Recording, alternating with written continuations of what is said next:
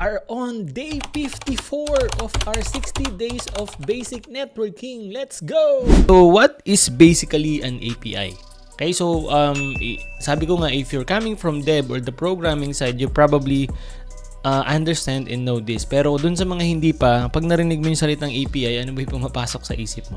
Okay, so basically, API means Application Programming Interface. So abbreviation siya. Pero from the word itself, it says here Programming Interface. Okay?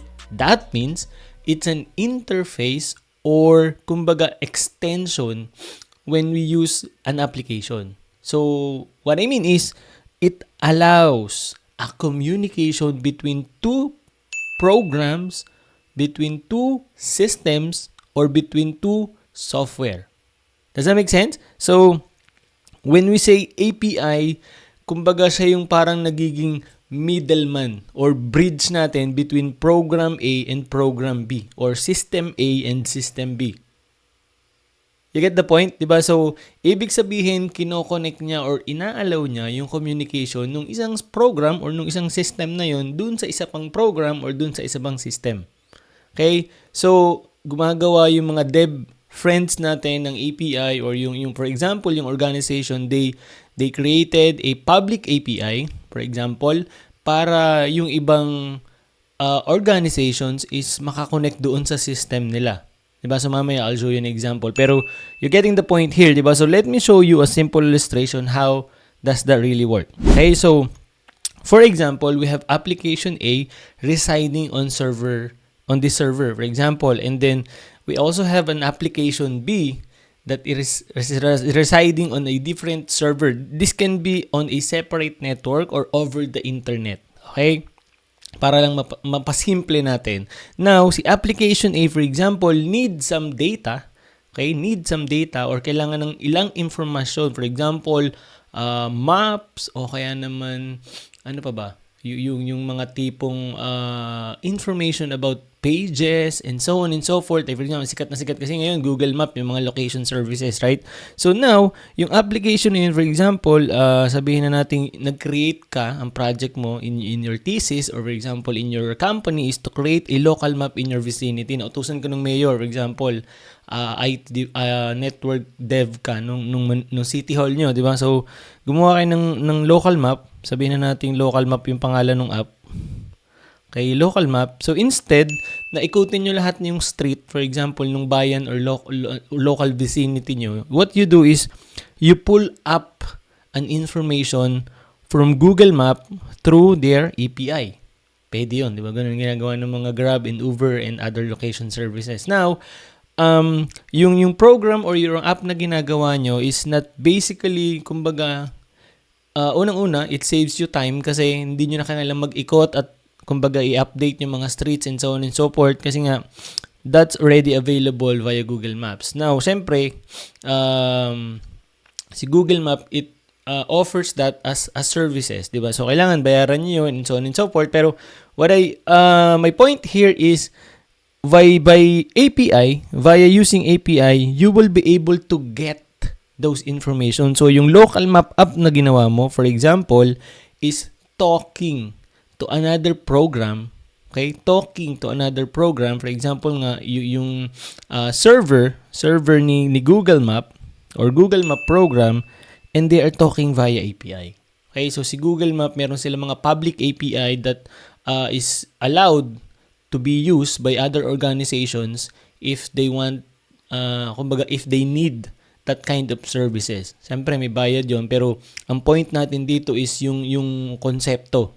Diba? Nagigets? So, here's another example. Diba? So, if you're familiar with Traveloka, so it's a comparison website or a discount website that pulls up information from different airlines and travel agencies or hotels and then display those information in their website in different filters like pinakamurang flight, mga promos, and so on and so forth. Now, of course, yung server or yung app ni Traveloka is hindi naman nila kinukuha yung data from each of the airlines. ng manual. Ibig sabihin, hey, mag-email ba yung, or hindi naman nag-email, for example, yung mga agent or employee ng Traveloka dun sa mga employees, hey, bigyan nyo nga kami ng data ng mga promo nyo. No. Ganun din. Hindi rin sila nag-email sa AirAsia, hey, bigyan nyo nga kami ng mga promo nyo. No. Hindi rin sila nag-email sa mga Cebupac, hey, bigyan nyo nga kami ng mga promo nyo. No. Ang nangyayari is, their program, okay, yung software or yung app nila is talking to the Philippine Airlines program or web server via API. Okay, so they pull up those information, kumbaga, on their website and then use those data to display on the Traveloka app or website, for example, in accordance to the filter na, diba? So, for example, cheapest flights in Asia, cheapest flights in Cebupac, and so on and so forth, cheapest flight this December. You got my point, diba? So, ang nangyayari is, one program and one system are talking or communicating between each other. So, that's what API do. Make sense? Now, here's another example. Diba? So, you open your cell phone and then you open your Lazada app during 88, 99, 10, 10, and so on. Right? So, ngayon, pag bili mo, for example, bumili ka ng keyboard or ng mouse, hindi naman tinatawagan ng mga Lazada employee yung bangko. For example, yung PayPal or GCash mo. Diba? And then, sasagot yung bangko or PayPal or GCash, hey, bawasan mo yung ganitong account number kasi nga meron sa unknown. It doesn't happen that way. What happens is, the Lazada app has an API that talks to GCash, PayPal, and bank via API to deduct a certain amount from your bank account or from your account there. Diba? Kasi kapag ka nagbayad ka, of course, nandun din yung authentication. Diba? So, ilalagin mo yung account mo, i-verify mo, and so on and so forth. And then after that, yun nga, yung API nila or API ni Lazada will talk to the program or system nung kabilang software or program to deduct that amount. You getting the point here? So, it allows communication between programs and softwares. Diba? Does that make sense? Diba? So, for example nga, you have program A or system A talking or communicating to program B or system B. If program A needs information, it can request that information, and then program B gives that information. Usually, it has a client-server relationship. Diba? So, alam nyo naman siguro yung client-server relationship. Meaning, si client is issuing a request to pull up information to the server. Diba? And then, the server replies or responds those information. So, ganun din. API request, and then the server responds those data or information.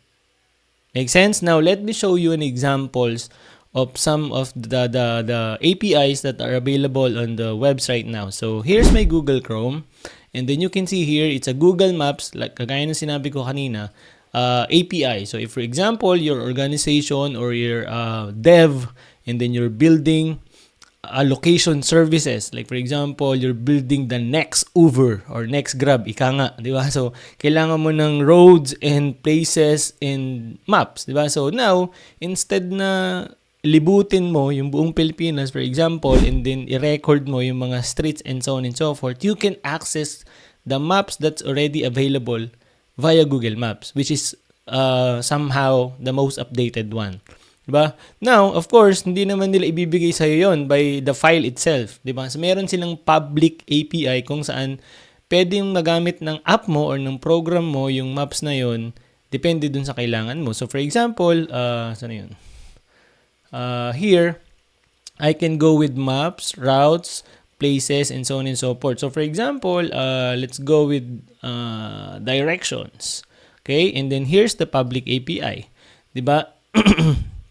And then, you can see here, nandito yung mga instructions or kumbaga mga requirements ni Google on how you can pull up those information via API. Diba? So, they also uses an HTTP request to return those data in JSON or XML formatted. So we're gonna talk about JSON, we're gonna talk about XML later, and then we're also gonna talk about how API uses HTTP, anong tawag doon, which is what we call REST API. Mamaya pag-uusapan natin yun. Pero you're now getting my point, di ba? So, ibig sabihin, you develop an app, for example, and then you want to use the map, hindi mo na kailangan libutin yung Pilipinas, you're gonna use API to pull up those information from Google servers or Google Map servers. That means your software or your program or your system is talking to the Google Map server or program to get this information. Does that make sense? Diba? So, yun yung pinakamagandang example. Right? So, there are several instructions. Hindi na natin isa-isahin to. I'll just show you an example. So, for example, bago mo kasi magamit to, kailangan mo ng Google Cloud account. Diba? So, ito yung ibang information. So, ito yung mga API keys. Diba? So, before you begin, kailangan mo ng project with a billing account and the directions API enabled. So, dun sa Google account mo, dapat daw meron ka nung directions API. So, nandun siya. Right? Now, when you're creating an API, so, nandyan naman na yung mga, what do you call this? Instructions and requirements. Pero sabi ko nga, hindi naman part na to ng CCNA. I'm just showing you these examples para talagang ma-visualize mo, mas magets mo yung ibig sabihin natin when it comes to API. Another example is here for Facebook. Just a quick reminder lang, kung hindi ka pa nakaregister, meron tayong gagawing free and live webinar this coming Friday, May 2, alas 12 ng tanghali. Pag-uusapan natin how to grow and level up your IT career with IT certification. So this is ideal for beginners, career shifters, or doon sa mga nagsisimula pa lang sa kanilang IT career. Pag-uusapan natin ano yung initial goal mo sa beginner in the IT industry, mga hot and in-demand domains in the IT industry, bakit or paano makakatulong ang certification sa'yo sa pag-level up ng iyong IT career, and ano yung mga recommended or ideal certification for beginners. We're gonna have live Q&A where you can ask anything about IT career or IT certification. Plus, we're also going to have a raffle kung saan pwede kang manalo ng ebooks and premium courses dito sa Tech Academy. Okay? So again, puntahan mo na yung link techacademy.ph/certifications-webinar and mag-register ka na. From there, marireceive mo yung meeting details sa email na i-register mo. So again, Friday, May 2, alas 12 ng tanghali. Okay? Kita-kits tayo. Okay, so here's, so kung makikita nyo, Facebook for developers. Diba? So, it's more on dev and programming side. Pero, here, makikita mo yung mga, what do you call this? Public API din ni Facebook. This one, for example, is for Pages API Access Token. That means, if you're a dev or if you're a programmer, kumbaga, gusto mong gumawa ng another app or third-party app na magdi-develop kung saan mag-auto-post doon sa page mo sa Facebook. For example, di ba may page tayo, Tech Academy PH. Now, for example, if I want to create an app that automatically posts, okay, doon sa page na yun without me logging into the Facebook page, okay, pwede akong gumawa nun. Kailangan ko lang gamitin yung API na pinoprovide ni Facebook. So, yung software ko, yung app ko, talking to another program or software or system ni Facebook, which allows that communication. It's an API. Okay? Nagigets? Diba? So, as you can see here, nandito na yung mga information again. And then, ayan. So, nandito yung mga details. Kasi nga, when you use an API, lalo na kapag ka REST API, meron tayong tinatawag na mga methods. Diba? So, it's like an HTTP or a web-based methods na ginagamit like get or post and so on and so forth. Pero mamaya pag-uusapan natin yon. And then those data are being kumbaga formatted into JSON, like for example, like this response, diba? So yung ID equals the page ID. So diba, key and value. Mamaya pag-uusapan natin yun. Pero you now, kumbaga, grasping the whole concept na tinatawag nating API. Here's another one. Saan na yun? Graph API. Actually, ganun din to eh. Hindi ito yung gusto kong ipakita, yung isa. Ito, yan. So, basically, this one is live video API ni Facebook. Okay, so if you're familiar right now with live streaming services like StreamYard, BeLive, yung ginagamit natin, and then OBS, right? So, itong ginagamit natin na recording is basically, you can use an API to connect this program, for example, OBS, into Facebook to stream a live video. Diba? So, kailangan mo lang ng mga API keys from OBS or from Facebook, and then those programs or those system, magkaiba yan ha, they can talk each other via that API. Does that make sense? Diba? So, for example, diba yung mga StreamYard, hindi ka naman na nagla-log in sa Facebook. Diba? Na-connect mo na yung, once na na-connect mo na yung Facebook page mo doon sa StreamYard, for example, you can live stream na. Does that make sense? So, as you can see here, of course, bago mo daw magamit to, kailangan mo ng developer account, and then registered Facebook app with basic settings configured, and then kailangan mo rin yung mga yan. Pero what I mean here is saan na yun? So ito yung mga kumbaga parameters na pwede mong ilagay sa app mo. So yung permission, kailangan makapag-publish ng video, and then kailangan ma-access yung token or ma-authenticate. And then, nasa na yung example dito? So, for example, you issue this command. So, via curl siya. And then, the Facebook server or system will have you return these parameters. So, kumbaga, nandyan na yung mga streaming parameters or requirements on how your program or app, kumbaga, stream your video onto that page. Does that make sense? So, nasa na hinahanap po dito? Yeah, for example, this is the OBS, di ba? So, pwede mo siyang gawan ng app nga na nagla-live stream, for example, doon sa Facebook page mo. And then, yung Facebook server is talking or communicating doon sa program or app mo via API. Nakukuha? So, another example here, close ko na to For example, so, dito sa MailerLite ko, for example, and then sa Tech Academy, okay? I'll just show you this example. Okay? And then, admin. So, here. So, MailerLite, I use this as my CRM or customer, email autoresponder pala. So, si Tech Academy, for example, is, diba? I go here sa support your students sa platform natin in Thinkific. What I mean is kapag kami nag-enroll, for example, dito sa courses natin, okay, for example, may nag-enroll dito sa courses natin, ang mangyayari is makaka-capture ko yung email nila, diba? So for example, may nag-enroll dito sa ating CCNA Masterclass version 2.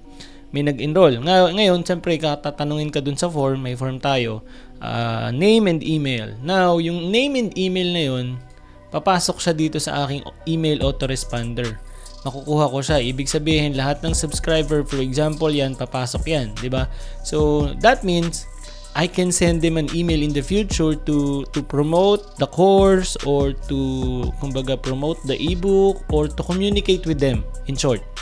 Now, hindi ko na kailangang isa-isahin na lahat na nag-enroll ba dito, iisa-isahin kong i-manual na copy-paste papunta dito. No, I use an API to connect that two programs or software. Now, for example, si MailerLite, meron siyang tinatawag na integrations, di ba? So, ganun yun ini-integrate mo yung dalawang program or dalawang software, and then you can see here they have an API. Actually, meron na silang mga built-in like for example, in WordPress, in Mail, Shopify, and so on and so forth. So, ganun din yung ibang mga programs. Pero, what I'm showing you here is the process or a real-world example. Okay? So, yung autoresponder ko, email autoresponder ko is talking to the tawag dito, learning management program, which is Thinkific. Okay? And then, they are passing information. For example, si Thinkific, pinapasa niya yung mga email ng mga nag-enroll doon sa autoresponder. Does that make sense? Diba? So, two program, two software communicating sa isa't isa via API. Okay? So, you're probably wondering, sir, okay, so naintindihan ko na, program A, program B, or system A, system B, nagko-communicate sila. Paano natin to i-apply or ano yung gamit nito sa network natin? Well, good question.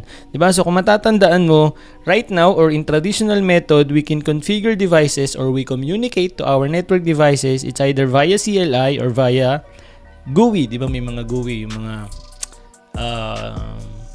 auto configuration na wizard na ginagamit ni Cisco. Pero since we are transitioning into programmability and automation, era, ika nga, 'di ba? Kung matatandaan mo dun sa ating northbound interface, meron din tayong southbound, pero mostly kasi tayong mga network administrator, we are focusing on the northbound, 'di ba? So that means we can use a program or a programming language or a software or a system that talks to the SDN controller and that is managed via API. 'Di ba? So yung SDN controller natin, that yun na yung magiging brain or utak or control ng mga devices natin. 'Di ba? Yung mga devices natin nandiyan sila. And then yung control plane, sila na yung nakikipag-usap doon or nagko-control doon sa mga devices natin, and this is called southbound interface, 'di ba? So pwede rin yung via API, pero tayong ang mga network administrator, we are mostly focusing here sa northbound interface or NBI, which is we're using a program or a system, for example, Cisco DNA Center. So, controller na rin yun, 'di ba? So it's also acts as controller, pero that also works as an API. I mean via API. Does that make sense? Or you can, for example, develop a program or an app that talks to the Cisco DNA Center and pull up information to your network via API. Pwede rin yun. So, you now, getting the point, napapagtagpi-tagpi mo na, di ba? So, API can be used and can scale our network, for example, monitoring side, auto notification side, even on the configuration side, and so on and so forth. Pagdating natin dun sa Cisco DNA Center, we're gonna, kumbaga, have some tour, and then makikita mo how does this API really works in the back end. Lalo na pagdating nga sa tinatawag nating automation and programmability within the network. Pero I hope by now, by showing you these examples and these illustrations, I hope by now you have the fundamental concept or you understand the fundamental concept na tinatawag nating API.